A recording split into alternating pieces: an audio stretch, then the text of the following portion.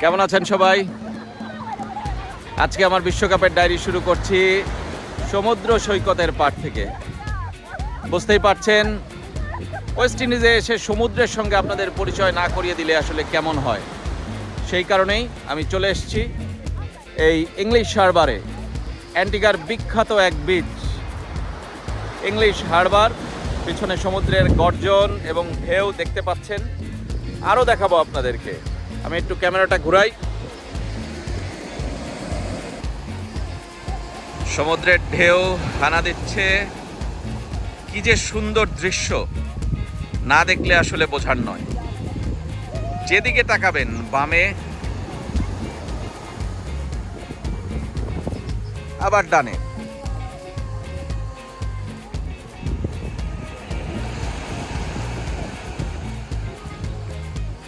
এবার একটু আরো জুম করে দেখাই আপনাদেরকে।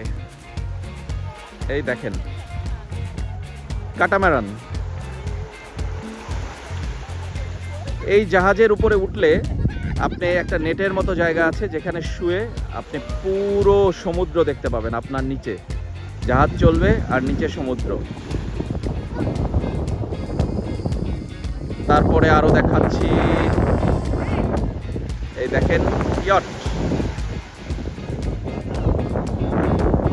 ইয়টা করেও আপনি চড়তে পারবেন, ছোট্ট জাহাজ। এটা কিন্তু লাক্সারিয়াস ইয়ট নয়, কিন্তু তারপরেও এরকম জায়গায় এরকম দৃশ্য আসলে অবিশ্বাস্য। পিছনে দেখছেন পাহাড়, পাহাড়ের খাজে খাজে বাসা, এবং সেখান থেকে কিন্তু প্রতি মুহূর্তে সমুদ্র দেখা যায়। এটা ড্রিম বলতে পারেন এইসব জায়গায় থাকাটা। যারা থাকে নিয়মিত তাদের জন্য, যারা পর্যটক হিসেবে আসে তাদের জন্য। এরকম সমুদ্র 365 থেকে 66টা আছে। আমরা আগেই বলেছিলাম অ্যান্টিগাতে প্রতিদিন একটা করে ঘুরে বেড়ালেও শেষ হবে না। বছর ঘুরেও আপনার শেষ হবে না দেখা। ইংলিশ হারবারটা বিখ্যাত এই কারণে যে পাহাড়ের উপর থেকে সমুদ্রের ভিউটা দেখা যায়, আবার নিচে নামলে সমুদ্রের সৈকতেরও সন্ধান পাওয়া যায়। এখানে কিন্তু বিদেশিরা যেমন আসেন, এখানকার স্থানীয়রাও আসেন, কিন্তু বিদেশিদের সংখ্যাটাই বেশি।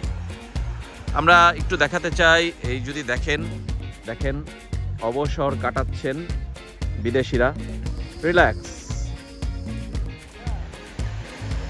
একদম নিরিবিলি সময় কাটানোর জায়গা।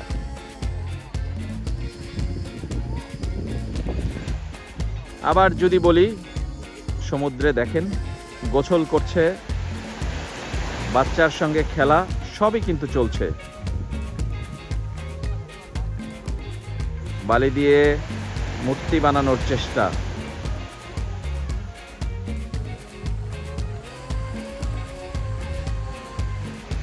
দীর্ঘ সমুদ্র পথ নয়, ছোট্ট ছোট্ট বিচ, কিন্তু এত সুন্দর করে সাজানো,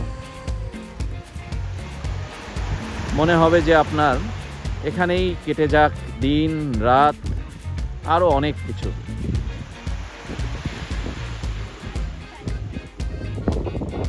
এই পাশে ভ্যালির মতো পুরো ভ্যালি, সেখান থেকে সমুদ্র। কি শান্ত, নিরিবিলি।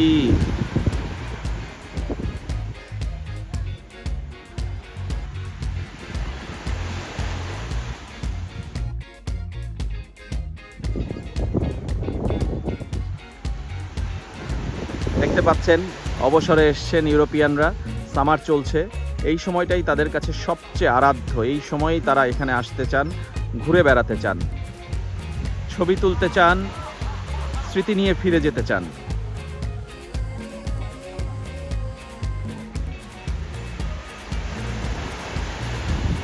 তো যদি সমুদ্রের দিকে আবারও ফিরি,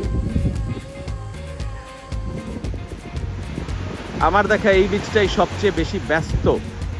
এতজন মানুষ আমি একসাথে কোনো বিচেই কিন্তু এর আগে দেখিনি। অনেকগুলো বিচে যাওয়ার সৌভাগ্য হয়েছে, সেন্ট ভিনসেন্ট এবং সেন্ট অ্যান্টিগাতে, কিন্তু কোথাও এতগুলো মানুষকে একসাথে কিন্তু আমি দেখিনি। আজকের আরও দু একটা অভিজ্ঞতার কথা শেয়ার করতে চাই। আজকে আমাদের একটু ছুটি, কারণ বাংলাদেশ দলের বিশ্রাম। বাংলাদেশ দল আজকে দিনের বেলায় কোনো অনুশীলন করছে না, সুতরাং আমরাও একটু ঘুরতে বেরিয়েছিলাম এবং সেখানেই আপনাদেরকে ঘুরে দেখাচ্ছি এই অ্যান্টিগার ইংলিশ হারবার বিচ। এটা খুবই বিখ্যাত। যারা অ্যান্টিগাতে আসেন তারা সবাই জানেন এই বিচটার কথা। আরেকটু যদি বলি যে এইখানে কিন্তু আসলে মানে কি বলবো, আসলে অবিশ্বাস্য সুন্দর। আমি এটা বর্ণনা করতে পারছি না, আমার ভাষায় আসলে কুলোচ্ছে না। ঘটনার কথা বলছিলাম, আজকে ছুটির দিন, রোববার। আমরা সকালে আসতে চাচ্ছিলাম যেই বিচে, কিন্তু 8 থেকে 10টা ট্যাক্সি ড্রাইভারকে আমরা ফোন দিয়েছিলাম, যাদের সাথে আমাদের গত কয়েকদিনে পরিচয় হয়েছে। কেউই আমাদের কিন্তু ফোন ধরছিল না। আবার যারা ধরছিল তারা বলছিল ছুটিতে, কেউ বলছিল চার্চে, রোববার চার্চের বিশেষ প্রার্থনায় তারা থাকেন। সব মিলে যদি বলি, আজকে খুবই কষ্ট হয়েছে একটা ড্রাইভার খুঁজে পেতে। তবে যাকে পেয়েছি শেষ পর্যন্ত, অ্যালিনা এবং তার হাজব্যান্ড এবং তার 2 বাচ্চা, তারা গাড়িতে ছিল।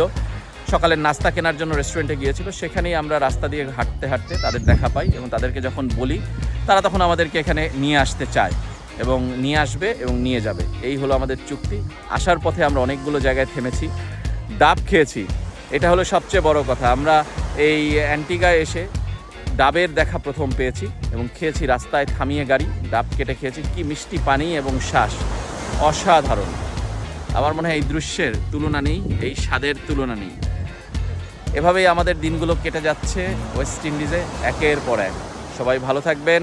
আজকের মতো এখানেই বিদায় নিচ্ছি।